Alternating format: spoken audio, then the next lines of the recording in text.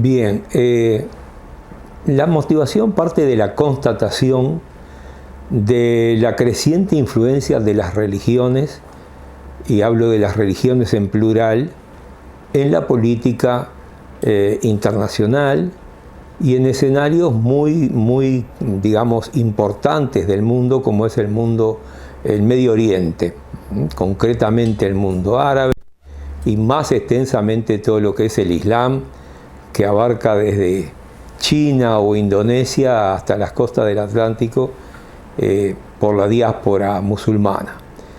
Pero no es un fenómeno que se restrinja a esto, que es lo que más ocupa los titulares de la prensa internacional, sino también la creciente influencia de la religión en las últimas décadas de Estados Unidos, donde el evangelismo, la religión pentecostal, tiene una gravitación enorme en el sistema político americano. Concretamente, hoy por hoy vivimos un momento de Donald Trump en el poder, y se sabe que hay una gran alianza de estas iglesias con sectores dominantes de Estados Unidos, digamos, generando una situación inédita. Es decir, es un país, Estados Unidos, donde un alto porcentaje de la población cree, por ejemplo, que la teoría de la evolución de Darwin es una herejía, y sostienen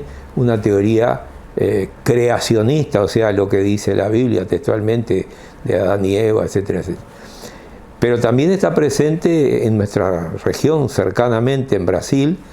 Hemos vivido estos últimos meses la gravitación de una bancada política evangélica con connotaciones preocupantes desde el punto de vista de la democracia, de los valores republicanos, que está incidiendo en lo que tiene que ver, entre otras cosas, con los planes de educación en Brasil, en materias que podrían ser realmente preocupantes. En nuestro medio, por nuestra tradición de un país laico, con un Estado laico y con una religiosidad no muy marcada, no logramos a veces percibir estas realidades, pero el mundo de hoy se caracteriza por esto. Europa probablemente sea un país de una religiosidad disminuida en cuanto a práctica de iglesia, de concurrencia, etc., pero se ve sacudida por millones de musulmanes que siguen, digamos, meticulosamente la tradición y el culto a su religión. La religión se ha convertido en un factor político, en un factor que aspira a manejar estados. Exactamente. El problema es que el concepto de religión se podría aplicar solo al cristianismo. Es una religión, y tradicionalmente todo lo que significó el proceso histórico de secularización, tomada en su versión más restringida, el Estado por un lado, la religión por otro, eso que normalmente toda persona más o menos entiende, eso se aplica al cristianismo y a la cultura occidental. Pero en árabe, religión se dice din, que quiere decir ley. El Islam es una política y una religión en un solo atado. Del mismo modo que en hebreo se dice dat, que es una palabra adoptada del persa y que también quiere decir ley. Y por algo los ultraortodoxos en Israel sostienen que no hay más constitución que la Torá, que es la ley. Entonces, el Islam es una religión, sí, naturalmente, la miramos del mismo modo que decimos el judaísmo es una religión, pero en el caso concreto del Islam es un único enfoque, digamos, donde la religión y el Estado surgen desde una misma matriz, es decir, y se desarrollan de tal manera que para un árabe, para un musulmán, querer separar estos ámbitos es incomprensible, sencillamente no lo puede entender, como para nosotros es natural que hayan ámbitos separados, etc. ¿Usted cómo ve ese planteo que hay de que Oriente en realidad quiere conquistar a Occidente?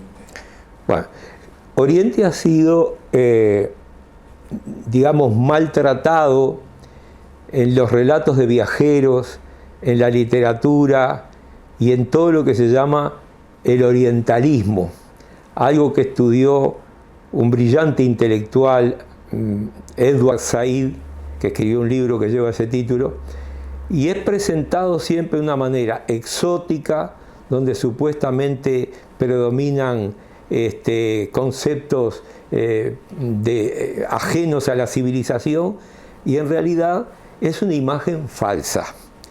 El mundo oriental fue desarrollado desde el punto de vista de la cultura antes que Occidente.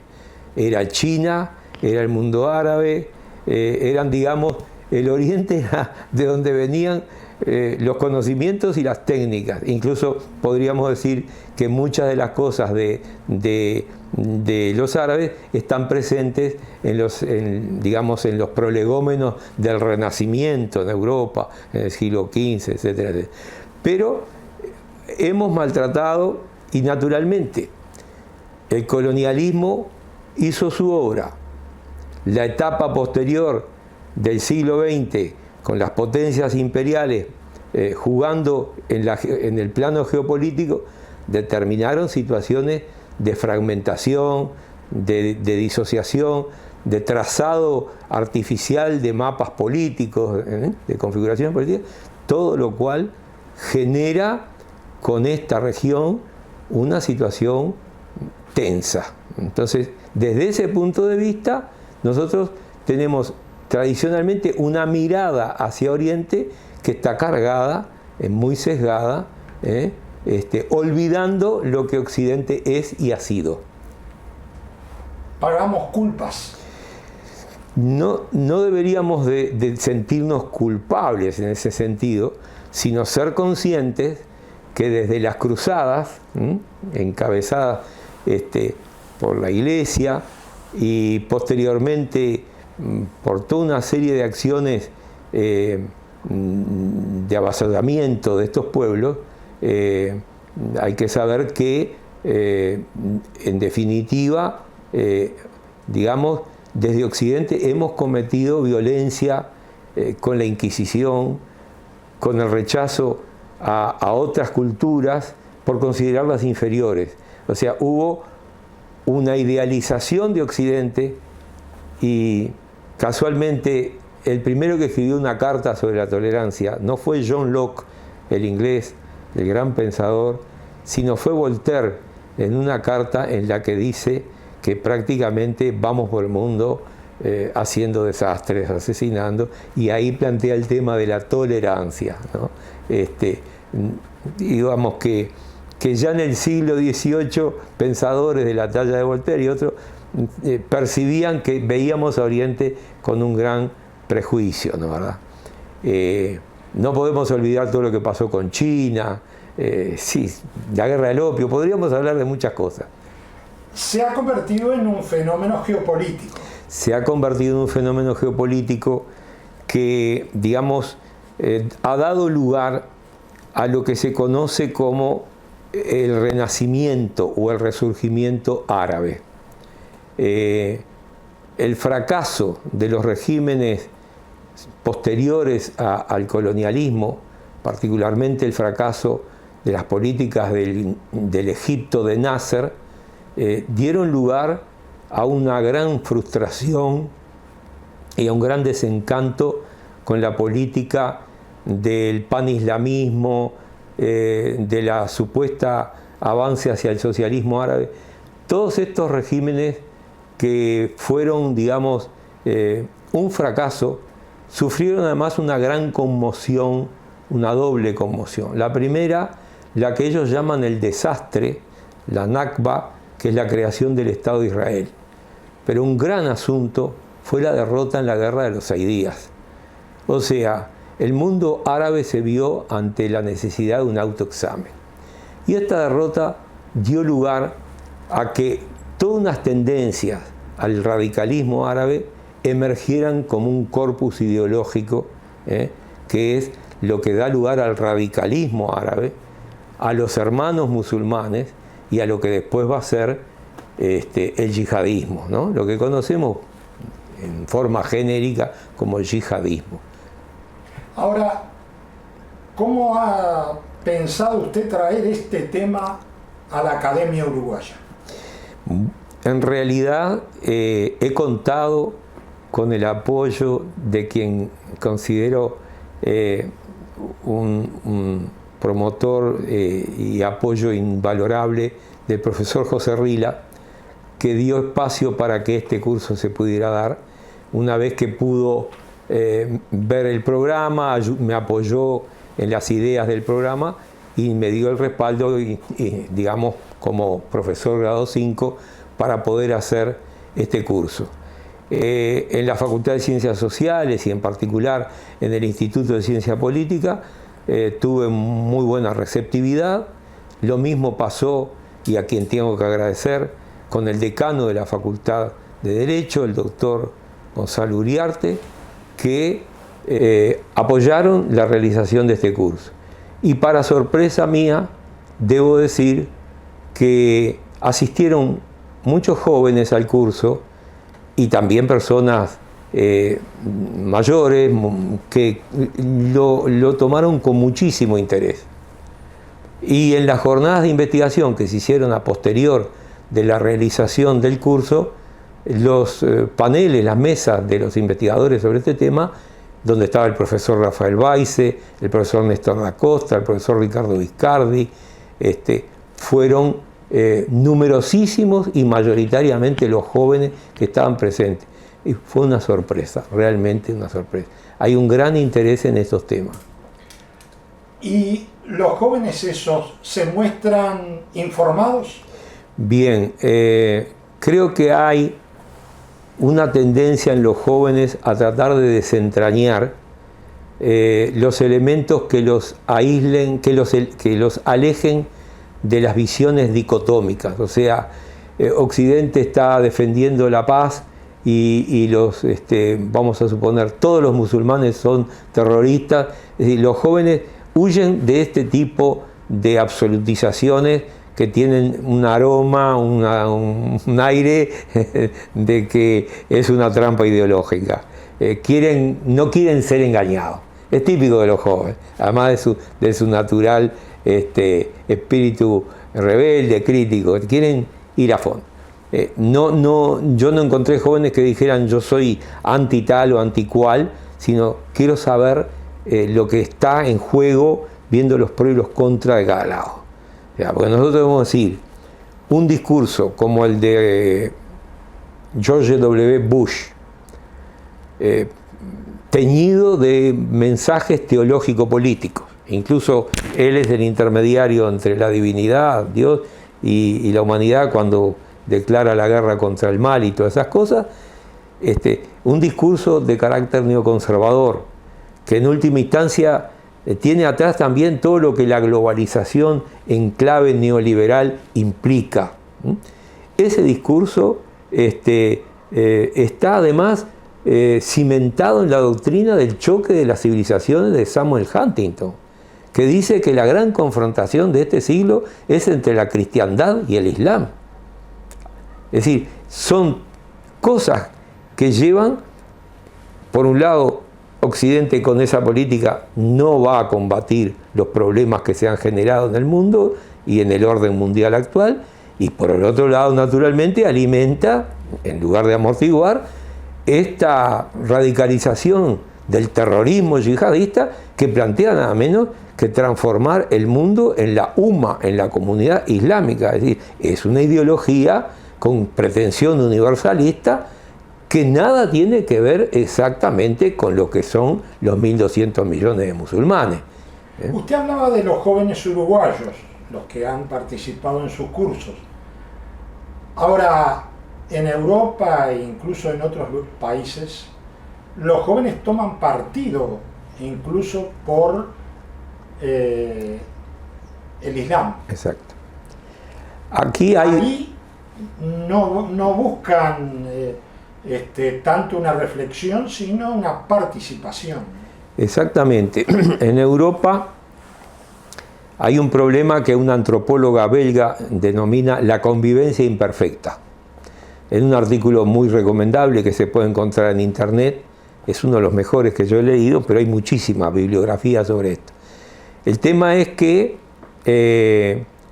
los jóvenes afrontan varios problemas que tienen que ver, algunos de orden social, puede ser desempleo, exclusiones, falta de posibilidades de acceso a determinados servicios de educación, pero el trasfondo no es socioeconómico.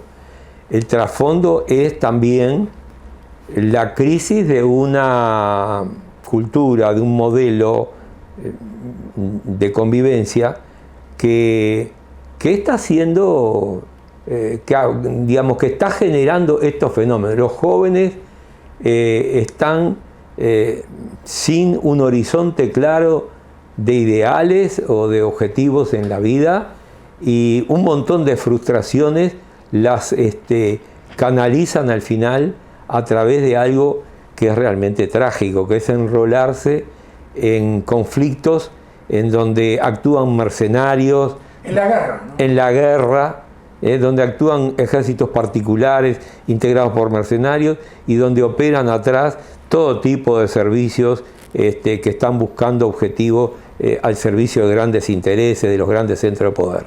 A Occidente le falta una ideología atractiva. Occidente viene haciéndose su autoexamen desde la época en que Nietzsche, digamos, pateó el tablero. Pero al decir de un filósofo, digamos, de Paul Ricoeur, están los filósofos de la sospecha, Marx, Nietzsche y Freud. En Freud, el malestar de la cultura, y otros, pero también está Spengler con la decadencia de Occidente, está Teodoro Adorno y Horkheimer de la Escuela de Frankfurt con la crítica a una ilustración y la herencia de la ilustración de la Revolución Francesa que ha llevado a la tragedia de la guerra, al Holocausto, y que ponen en interrogante cuál es la herencia o qué modernidad estamos viviendo, ¿no? Es decir, pero también el Papa pone en cuestión la modernidad. Exactamente. Este Papa, digamos, inteligentemente interpreta las señales del tiempo, de la época. Y digamos que desde el punto de vista de la Iglesia apunta a reflejar los grandes conflictos de la humanidad y denunciarlos en función de también revitalizar la Iglesia y su alcance en una época en que precisamente la fe, las creencias y las prácticas religiosas han declinado, por lo menos en Europa, y desde el punto de vista de la Iglesia Católica, bastante han declinado también en el mundo de Estados Unidos y en América Latina. Hay, digamos, una situación distinta. Así que es un mensaje de búsqueda, de inserción nuevamente del papel de la Iglesia con mensajes de este tipo. Pero no escapa a la crisis esa de los estados, exacto, de gobernabilidad, exactamente, de ideología. Exactamente. O sea que hay dos trasfondos acá. La pregunta sobre los jóvenes de Europa. Europa, después de la caída del socialismo real, del derrumbe de la Unión Soviética, digamos que el sistema capitalista, vamos a decirlo con nombre y apellido, procede a desmantelar el estado de bienestar, la protección, la seguridad social, es decir, a la desregulación, a las privatizaciones, al fraccionamiento del mundo del trabajo, todo lo cual está generando situaciones de gran conflictividad social en Europa, particularmente en el Mediterráneo. Veamos Grecia, Italia, España, Portugal, propiamente Francia. Entonces, este desmantelamiento naturalmente viene acompañado de discurso ideológico neoconservador. Entonces, ahí está el tema. Por ejemplo, en Estados Unidos esa alianza de los neoconservadores con los estamentos políticos, particularmente del Partido Republicano y otros, ha generado una potencia que es, en términos del siglo XXI, otra vez una alianza entre el trono y el altar, nada menos que con telepredicadores e internet, es decir, de un alcance, una potencia en esa prédica tal que hoy en la sociedad norteamericana es impresionante ver la influencia. Yo mencionaba el rechazo de la teoría de Darwin, pero es el tema del aborto, es el tema de la homofobia, es el tema del rechazo a las leyes sociales. Ahora, entreverado con todo este fenómeno que usted va describiendo, aparece el fenómeno Trump, que en una primera lectura parecería que reivindica lo local ante la globalización. Exacto. ¿Es reacción? ¿Es una nueva teoría? ¿Cómo lo ve usted? Estados Unidos tradicionalmente siempre osciló entre el aislacionismo y el multilateralismo en política exterior. Digamos que, por ejemplo, para intervenir en la Segunda Guerra Mundial tuvo que suceder lo de Pearl Harbor.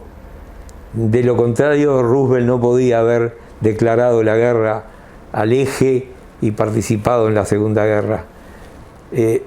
Parece que Trump retorna a esta cuestión del aislacionismo, pero naturalmente suceden estas cosas. Por un lado, la globalización lleva a transferir industrias de Estados Unidos a la maquila en México con salarios bajos y alta rentabilidad, por lo tanto una plusvalía mayor, y luego se ve enfrentada a la contradicción de que hay desempleo. Entonces, creo que presenta una contradicción frente a la globalización, y esto se lo marcan, digamos, los otros grandes centros de poder de Europa, etcétera, porque el proteccionismo va contra las leyes de comercio, la Organización Mundial de Comercio y todos los elementos que están en juego. Pero por otro lado, tiene un sustrato ideológico de ir al encuentro de una identidad herida, de una dignidad supuestamente disminuida de los americanos, y ahí saca a relucir los elementos de etnocentrismo, de xenofobia, de odio al mexicano, al latino, al musulmán, etcétera, lo cual al negro, lo cual lo hace excesivamente peligroso, porque nos recuerda la tragedia del nazismo, aunque no se pueda decir que es la misma situación histórica, pero ese discurso trasnochado o lo que fuere es peligroso, porque además puede prender en sectores que tienen una desesperación. Ahora, ¿no le parece llamativo que hasta hace muy poco y durante varias décadas los teóricos de la globalización salían de allí? Exactamente. El tema de la fracasaron porque se impuso todo esto. Pero, ¿qué sucede? Sobre la globalización hay mucha reflexión. Para algunos es una nueva oleada de globalizaciones que ya hubo antes. O sea, hubo globalizaciones en las distintas épocas de expansión de la modernidad, del capitalismo, etcétera, etcétera, etcétera. Pero, digamos, porque la conquista de América... Claro. Ahora bien, el tema es que otros lo ven como una interrupción abrupta, un corte en la historia, y la etapa que se inicia es de unas características inéditas, ¿no? que reconfiguran todo el mapa mundial y el escenario internacional. Este de Trump. Este de Trump, y el que abre la propia globalización. El tema es que las contradicciones que se generan pueden partir del hecho de que el orden mundial estaba basado en la paz de Westfalia, en la autonomía de los estados. en un orden que se establece en base a estados independientes con soberanía. Bueno, esto del orden westfaliano está permanentemente hackeado, ¿no?, por lo que la globalización implica, es decir, un eclipsamiento de la soberanía de los estados, una acción que no reconoce soberanías nacionales y que actúa de manera supranacional con grandes complejos de intereses económicos que llevan a operaciones geopolíticas en Medio Oriente, en Asia Central, etc. Entonces, esto demuestra que incluso el orden internacional creado a partir de 1948 con la ONU, etcétera, etcétera, etcétera, también sufre este esquema de cooperación los efectos de la globalización. Entre otras cosas también porque a la hora de actuar los grandes centros de poder como Estados Unidos, las resoluciones de la ONU no la van a reconocer y sostienen que hay armas de destrucción masiva en Irak e invaden, lo cual se demuestra que era falso, pero la invasión se lleva a cabo. Y del mismo modo actuaron en Libia, donde supuestamente Gaddafi estaba produciendo masacres de opositores, y ahora, digamos, toda la tragedia de Siria, donde también fueron a apoyar a la oposición al gobierno de Bashar el-Assad, del gobierno sirio. Volvamos al objetivo de su curso, ¿no? ¿Cuándo comienza? El 18 de abril. Y allí los expositores, ¿va a ser usted? Bien. Los expositores siempre hemos contado con el apoyo, además del profesor Rila, que apoya este curso, con la presencia nada menos que del profesor, el doctor Néstor da Costa, que es especialista en sociología de las religiones. Hemos contado con profesores del CALEN, Daniel Martínez, que es un especialista en temas islámicos, y hemos contado, en el caso de la Facultad de Derecho, con el profesor, es un filósofo de gran capacidad y una gran producción teórica, Yamandú Acosta, que nos ha apoyado con una clase magistral, de manera que es un curso que integra docentes invitados que hacen aportes interesantísimos. Religión y política en la modernidad reflexiva. ¿Qué quiere decir esto? Bien, la modernidad clásica que nosotros conocemos es la de la revolución, digamos, podríamos arrancar de antes, pero pensamos en la revolución industrial, en el mundo hasta la Segunda Guerra Mundial y posterior de la Guerra Fría, pero hoy vivimos una etapa de esto que se llama la modernidad, en que hay un gran cuestionamiento de si esto es el fracaso de los ideales de la Ilustración, o como dice Jürgen Habermas, un teórico que todavía vive, un gran filósofo de la Escuela de Frankfurt, el proyecto moderno todavía tiene etapas que cumplir. Ya estamos en una modernidad reflexiva donde hay un examen permanente de qué es lo que, hacia dónde va esta cultura, este modelo civilizatorio, para decirlo de alguna manera. Religión y poder, dice uno de los ítems de su curso. Exactamente. ¿Y eso a nivel global, a nivel más cercano? Bien.